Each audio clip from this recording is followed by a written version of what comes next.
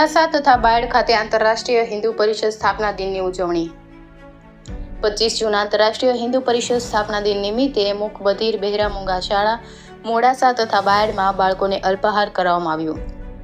આ પ્રસંગે ઉપસ્થિત મોડાસા આંતરરાષ્ટ્રીય હિન્દુ પરિષદ અધ્યક્ષ રામભાઈ પટેલ, કરણી સેના ઉત્તર ગુજરાત મહામંત્રી Sachinsinh Puvar, north Gujarat media convener Narayan Sharma, Rashtriya Bajrang દળ અધ્યક્ષ પ્રિયંકભાઈ પોકાર હાજર રહ્યા હતા। ભરત પટેલ, અરવલ્લી જિલ્લા બ્યુરો ચીફ।